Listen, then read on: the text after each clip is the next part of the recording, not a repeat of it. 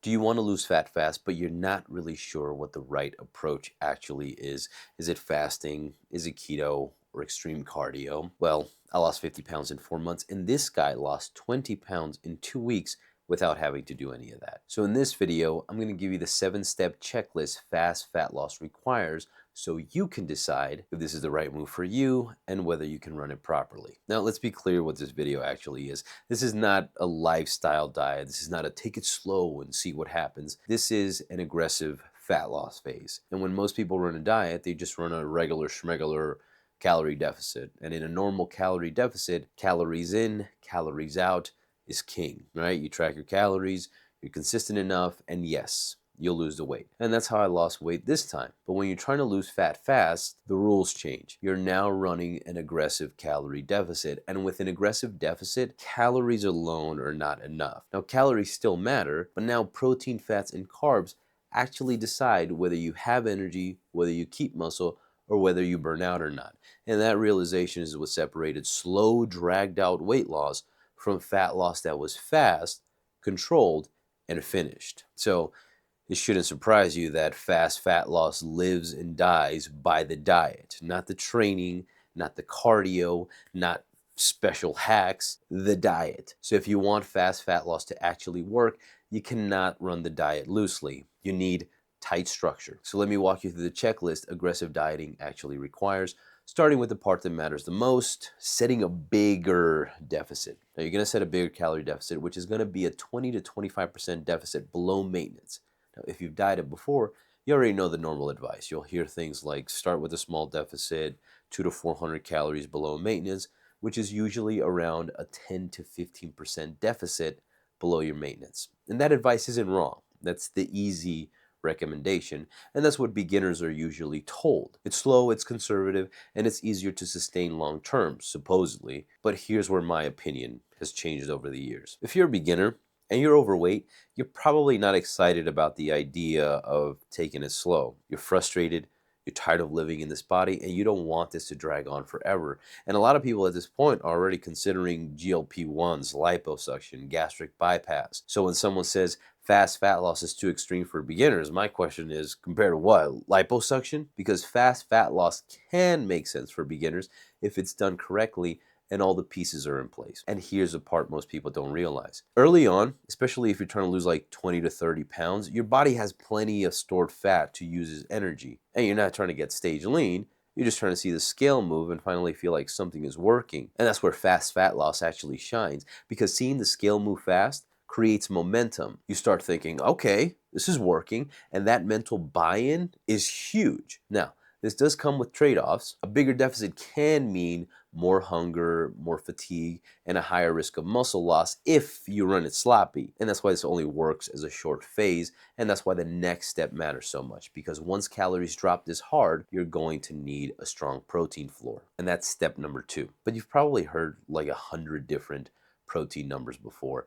0.7, 1.25, 2 grams per pound of body weight, or some magic math formula. To keep it simple, just do 1 gram per pound of lean mass, not body weight. And here's a reason I'm giving you this simple rule instead. 1 gram per pound of lean mass is just a good all-purpose target, and it fits most people. If you go too high, it can make the diet feel miserable because now you're forcing down food, you don't really have room for anything else, and too low runs the risk of not helping you stay full. And the best part, it's forgiving. If you come a little under, you're still fine. If you go a little bit over, even better. And that's why this is the rule that I use with clients when fat loss needs to move fast. It's simple, it's repeatable, and it's hard to mess up. Now here's a coaching tip. Eat your protein, don't drink it. 1 protein shake a day, that's fine. But the rest should come from actual food. And you're gonna want high yield proteins. And all that means is foods that give you a lot of protein for relatively few calories. And this is why that matters. Drinking protein is easy, but it doesn't keep you full the same way eating does. When calories are tight, chewing matters. Solid protein also costs your body more energy to digest, which just means that you burn calories just by processing it. And when protein is locked in, hunger stays controlled, you protect your muscle, and the diet doesn't fall apart emotionally after a few days. And once calories and protein are set, that's when the next problem quietly shows up. Because even with everything else locked in, fat intake can still wreck the whole thing. Which brings us to step 3, Set a fat floor. Now, fat isn't evil, it's just expensive. It's calorie dense and it's very easy to overshoot. And with an aggressive deficit, that matters. Because calories are tight, fat is usually where things quietly go wrong because fat calories add up fast without feeling like a lot of food. A tablespoon of oil, a handful of nuts, a salad dressing you didn't think about. That may not feel like much, but it is. And suddenly the deficit that you thought you were in isn't really there anymore. So instead of guessing, you're going to set a fat floor. For men, that's about 0.3 grams per pound of lean mass, and for women,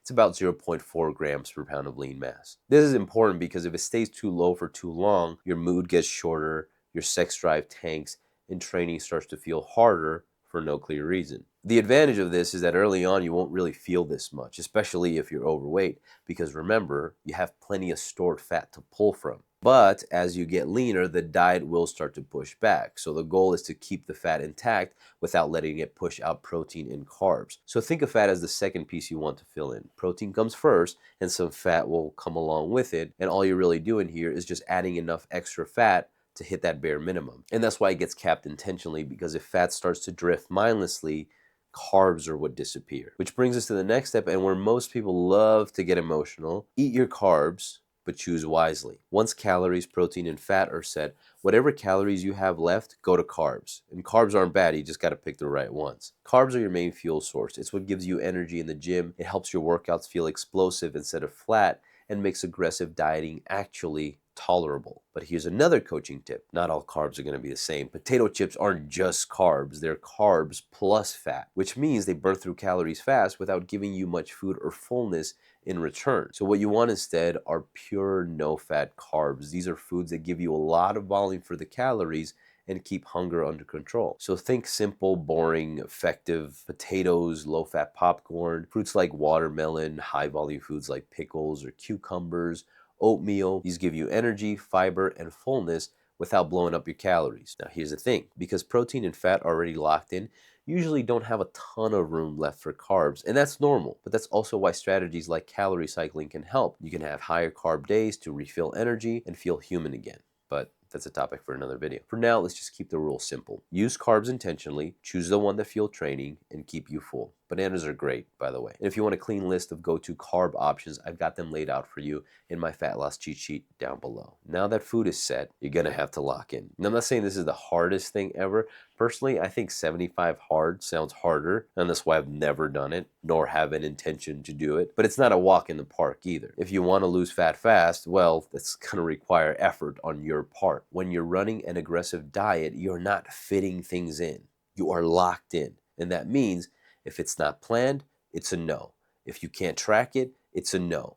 If it's just a bite, it's a no. This isn't forever. This is just a season of no. And you need to have hard no's. The whole a slice won't hurt, a bite won't matter, I'll just eyeball it, that's fine for slow dieting. And fast fat loss is exactly how the deficit disappears. So when I ran this, I didn't freestyle. If it wasn't already in my plan, or I didn't have a solid backup I knew the numbers for, I didn't eat it. And yeah, I skipped food at parties. I passed on snacks that were technically healthy because I couldn't track them. And if I couldn't track it, I wasn't going to guess. So if I went to a restaurant, I needed clear calories, not a range. Fast fat loss doesn't leave room for mystery food. So what you decide to eat is all you eat. But look, I'm not trying to be a hard ass. That's not really my style. I'm not telling you to white knuckle this forever or turn your life into a prison. And that's why the next step matters. Fast fat loss only works because it's done in short, committed windows. Now, I know you've heard this before. It's a marathon, not a sprint. Well, this is the opposite. But here's the difference. If I told you to sprint as hard as you can, but I didn't tell you when it ends, you wouldn't give me your best effort. You'd hold back and try to conserve energy because you don't know how long you'd be able to go hard for. But if I said, I want you to sprint from one side of the block to the other, you probably could give me your best effort because the end point is clear. And that's exactly how I locked in. I didn't tell myself I was doing this forever. I told myself I'm gonna go hard for 2 weeks. And that clear endpoint is what made the best effort possible. And that's how I actually ended up locking in. So I went hard for 2 weeks and then I reassessed. I took a little break. And after the break, I thought, that actually wasn't that bad. So I locked in again. 2 weeks turned into a month turned into 4, and that's how the weight came off. Short, committed blocks stacked together. And most importantly, you're not supposed to live here, which is why the final step is mandatory. you need an exit plan. Fast fat loss only works if you know how to leave, how to exit. An aggressive diet is not meant to be something that you white knuckle through and then just rebound once you're done. So here are 3 exits you should always keep in your back pocket. Exit number 1, pull the plug if it's not sustainable. If at any point this doesn't fit your life, the answer is not to suffer harder. If you're constantly half-assing it, you're breaking rules, you're spiraling mentally, just get out. Fast fat loss isn't for you right now, and that's not a failure. You could always come back to it later with better skills, better structure, and better timing. But forcing it when it doesn't fit is how people burn out and rebound. Exit number 2, take a planned break. I took multiple maintenance breaks during my cut. Now, I didn't have the rock style cheat days every day. I just ate a little bit more. I enjoyed life. I had the occasional burger and fries. I let my head reset, and then I just got back to it. If you've dropped a good chunk of weight and you feel mentally cooked, then take a break. That's not quitting. It's part of the strategy, and it's what makes it work. And finally, your final exit strategy, once you're done, once you've actually hit your goal, this is not about going back to eating whatever you want and pretending none of this mattered. Because here's the good news. You already did the bulk of the work. You set a protein floor, you set a fat minimum, so when you're done, you don't guess. You just increase calories intentionally to maintenance. Protein stays locked in, fat could come up a little bit, and now the rest of your calories can be filled with carbs and fat however you want. And that's where flexibility comes back. Follow the 80-20 rule or 7-30 if it fits your life better. But most of your food is solid, clean, and some of it is just food you enjoy. So when people say fast fat loss isn't sustainable, this is where I think that they're wrong. Because now it's sustainable because you know the math, you understand how the food works, and you understand how to adjust without spiraling. So congratulations, you ran the sprint, you hit your goal, and the aggressive phase is over. And now you get to enjoy your life eating a normal, balanced diet without undoing the result. Now you probably think something like this takes an insane amount of motivation, but it didn't. I did this without motivation and by removing the need for it altogether. So if you want to see how I did that, it's in this video right here.